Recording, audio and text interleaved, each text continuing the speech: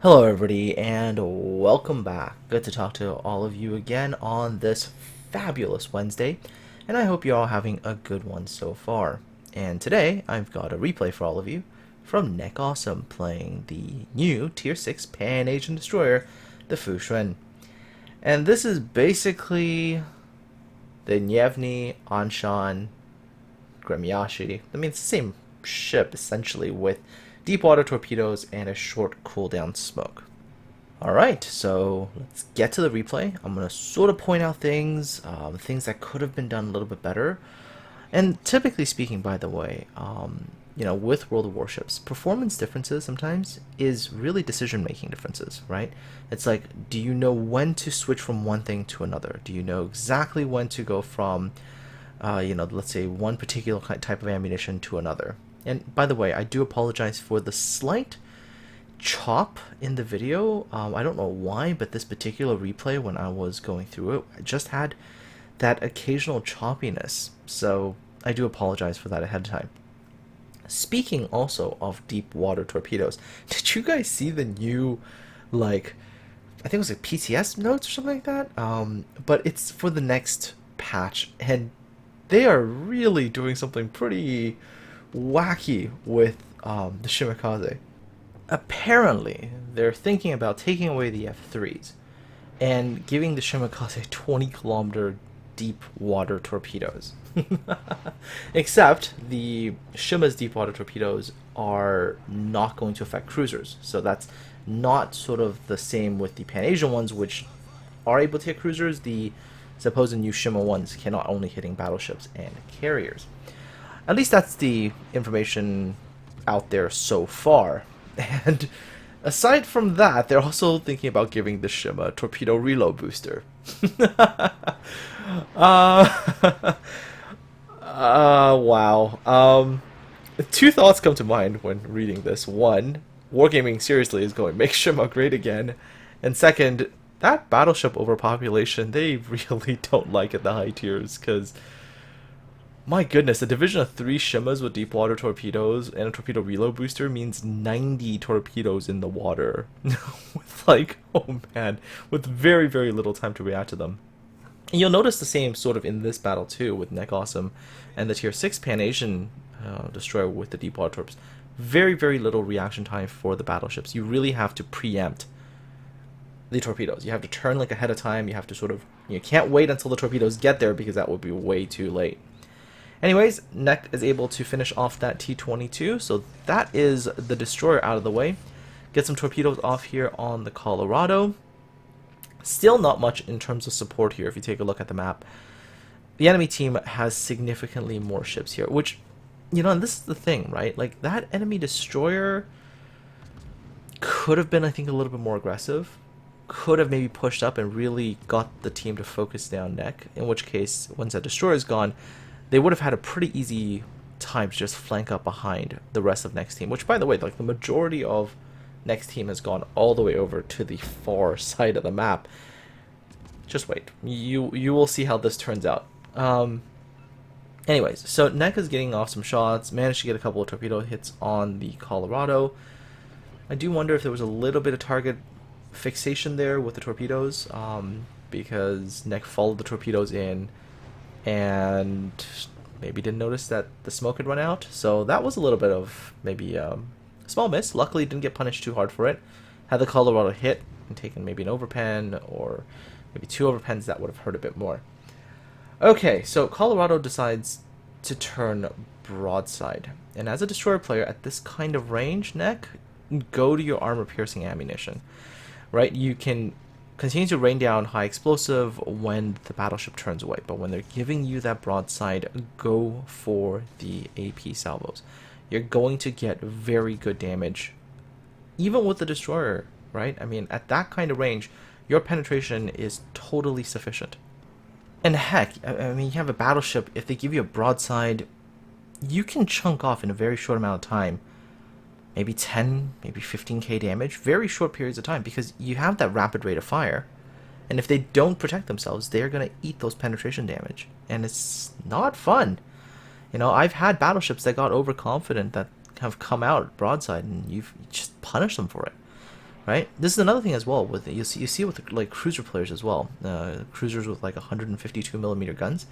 Sometimes you'll see a battleship go close to them, go broadside, and you will still see them stick with their high explosive. And you're like, no, if you go AP right there, that's 6,000-7,000 damage you can chunk off, you know, in one salvo. So that's something that I think Nek can definitely work on, is that awareness of when to go from HE to AP. And you will see it. There are some moments in this battle, had the AP been used, the kill would have been obtained faster, and the tactical situation would have changed to be a little bit different. Anyways, enemy Emerald over there. Emerald's one of those ships. Very vulnerable at closer ranges to destroy AP. You get an Emerald in a good broadside position, hammer them with armor piercing, and they will just melt. They basically have no armor. Now, luckily for that Emerald, the smoke does manage to conceal their position, so no problem there. So Nek, of course, has to change targets, and now changes fire to the Koenig. And against the Koenig at 8.7 kilometers, I mean, okay, I mean, you could use HE for fires. You could also probably use AP in the superstructure area and get decent damage there as well, but that's a little bit more sort of your choice at that kind of range. Typically what I'm saying is like closer ranges, right? Let's say like 5 kilometers and below. That's when you want to, if you get that broadside, to hammer with AP as much as you can. Emerald comes out again, but Nek has no vision. Unfortunately, Nek is in smoke, which means no ability to see that Emerald, so the Emerald doesn't get punished right then for exposing that broadside. So Nek goes right back to the Koenig, because the Koenig is the target that is spotted right now. The Emerald reappears, and Nek switches over to the Emerald again, gets off a salvo of HE, and switches to armor piercing. Had the Emerald decided to continue sailing in a straight line, offering that broadside, I think Nek would have punished that Emerald right there. But the Emerald does turn away, and the Cyclone, as it's starting to bear in, is going to force Nek to start to get closer to the enemy ships. Now, typically speaking, I am not a huge fan of Cyclones when playing destroyers that don't have world's best kind of concealment. So ships I was really comfortable playing in Cyclones would be ships like, for example, the Yugumo, which had like really great concealment. But at the same time, you know, when you're dealing with ships like, you know, some of the destroyers that have slightly worse detectability, really not a fan of those. So, for example, didn't like playing Udaloy and Cyclones, for example. Concealment just wasn't really comfortable enough for that. And if you got spotted, oh man, your day in close range battles can just, that could be the end of you, like right there. Because you literally could just stumble upon something bigger and get obliterated. And especially at close ranges, you don't have that time to evade shots. RNG doesn't have as big of an influence. Enemy Colorado reappears in the Cyclone at 7-point-something kilometer. Nek gets ship turned around and fires off both salvos of torpedoes. Enemy Colorado not really in the best of positions right now. Yeah, kind of taking away much of the maneuvering room. Colorado's not exactly the world's fastest ship either, so yeah. And that, of course, combined with the really awesome detectability range of the deep water torpedoes, and there's not enough time to react. And so this Colorado, yeah, see it? Just not enough time. Boom, takes another torpedo, and this time takes flooding. Nek, however, does stray within detection range of the other two ships, the Koenig and the Farragut, and is going to get punished for that. Takes a hit, 2,000 HP off, turns away, pops smoke. So this allows Nek to break contact. Is spotted. Enemy Farragut over there is very healthy. So if you are the Farragut player, and this is the only destroyer on this side, it would be your job right now to close the distance, get into the smoke, get into the proximity spotting range, and at close range, kill the destroyer that's in the smoke. And the Farragut does something kind of close to that, closes the range, but for some inexplicable reason, decides at the last minute that this was not for him. Just not sure why. See, if I were playing the Farragut, I would just be like, no, I'm going to close this distance in and just destroy this in smoke. And then not only that, but I'll use the smoke for myself to lay fire on the two enemy ships.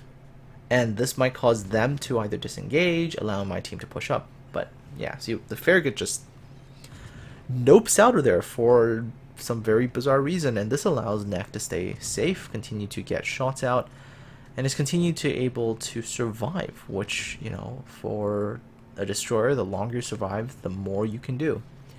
Enemy Colorado once again appears, around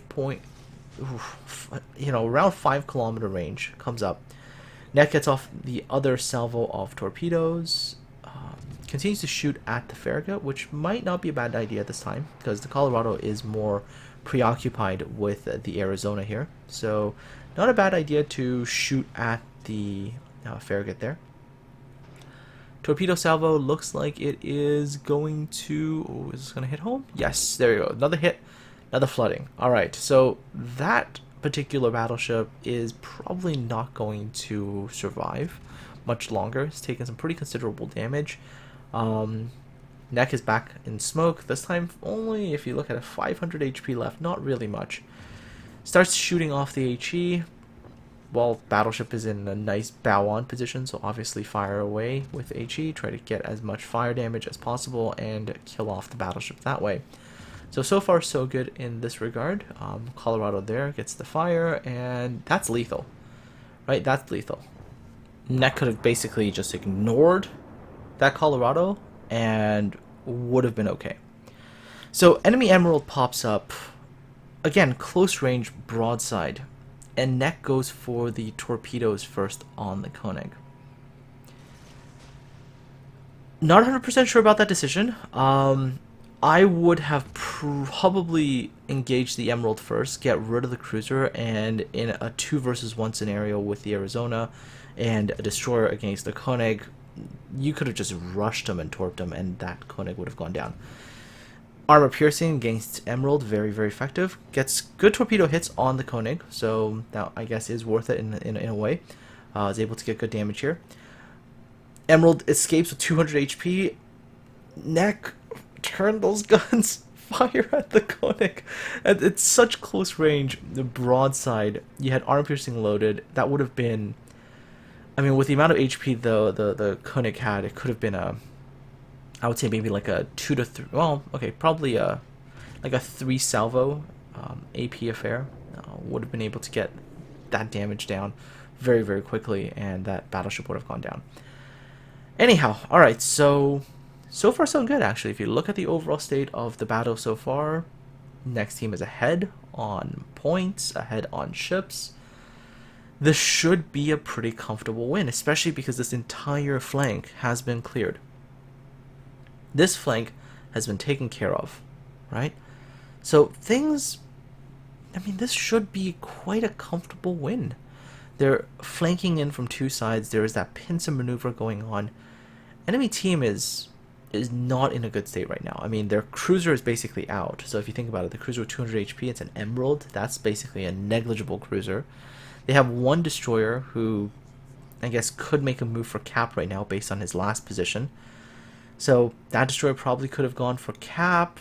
But that's really about it.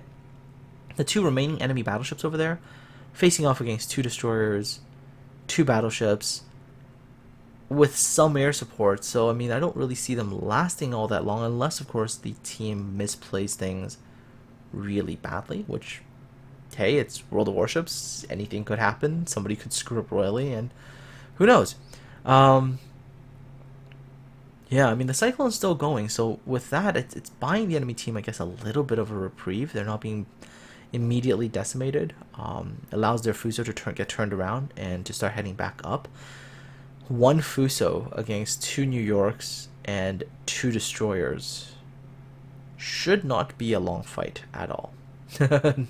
Shouldn't be a long fight. Nek, of course, is also very, very low, only 500 HP, so from now on, Nek has to play incredibly conservatively, right? That means using islands, using places to stay safe. There's the Farragut. Farragut has just a little bit too much HP. Right? That's just a little bit too much HP for Nek to try to take him down without risking getting killed off. I mean, especially because the Farragut's guns are pointed in this direction, as you saw by the earlier fire towards the battleship. So, not engaging the Farragut is not a bad decision, actually. It's probably the correct call there. Enemy Emerald decides to come back out. Again, nothing left HP-wise. So Nek is able to use just the forward 2 guns and finish that Emerald off. So there we go. 2 more HE shells. The first one actually missed. And blop. There you go. Okay, so Emerald's down. Only remaining enemy ship right now on this side, Texas. As you can tell, the Fuso's decided that he's going to go be a hero, fight off 2 New Mexicos and a Mutsuki. Farragut's already gone up the middle towards Nek's cap. So Nek right now, 2-on-1 engagement against Texas. And I think in this engagement, I think Nek could have been a little bit more passive. Just a little bit more passive. Because if you think about it, what you basically need to do is put the Texas in a very uncomfortable position as a destroyer. So stay out of spotting distance. Don't get spotted by anything. And you see, unfortunately, the carrier just came in to ruin the day, because in came that dive bomber. One single dive bomber, got Nek spotted, and the Texas now, yeah. I think personally for me, I would have probably decided to hang behind that island over there, the island at G4, and use that island to make sure I couldn't get shot at by the Texas, and then waited for the Texas to get into a more uncomfortable position. Whether it is coming through the gap where the Arizona is, or coming through this other gap, so at that sort of close range you're able to get those torpedoes off. But yeah, that aircraft came in, really ruined the day. I think Nek was trying to get behind the island at H5, and maybe to step on that cap as well, but I don't think that was a risk that was really worth taking. Anyways, 169,188 damage. I mean, that's a tremendous amount of damage for a tier 6 destroyer. Especially one that was basically fighting the enemy team by itself for a whole chunk of that battle. And of course, the fact that the team, oh god, I mean, just the team failing. Because they had a huge numerical advantage on the other side, and they just completely did not do well. Don't ask me about this Arizona. Why in Arizona shooting HE at a Texas, I will never understand. Gets wrecked in return by the Texas, so now things are really dicey all of a sudden. Take a look. That Arizona getting sunk immediately evened out the points. And there's not much time left. And they have a Farragut on the cap, so that's preventing next team from gaining more points, and points are starting to get really, really close. The Mutsuki, I don't think would have been able to do much by running out and potentially shooting at the Farragut. Can only block the cap right now from being taken. So it's really up to 2 New Yorks fighting the Fuso. And, well, no, it's actually really 1 New York fighting the Fuso, because the other New York managed to take himself out into a position where, yeah, just... I mean, had the 2 of them just decided to rush the Fuso, they probably could have taken the Fuso down without losing a ship in the process. And again, putting the advantage points-wise in next team's favor. But, yeah, they don't. One decided to maneuver into a really kind of odd position, take himself out of the fight. This one that did manage to rush in at the very last second, not only are they now officially 2 points down, but comes in at an angle which causes the shells to hit the ship, which causes the ship to take damage. Dead, and oof, defeat. 169,184 damage with a Fushun. Tons of damage for a tier 6 destroyer. Literally doing everything possible to help the team win, but unfortunately at the end, let down by the team.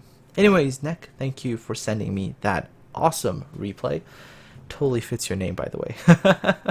And yeah, I mean, hopefully, you picked up a few little pointers and tips, and that'll make your gameplay better in the future. Anyways, folks, I hope you enjoyed this replay. Hope you all have yourselves a fantastic day, and I will talk to all of you again soon.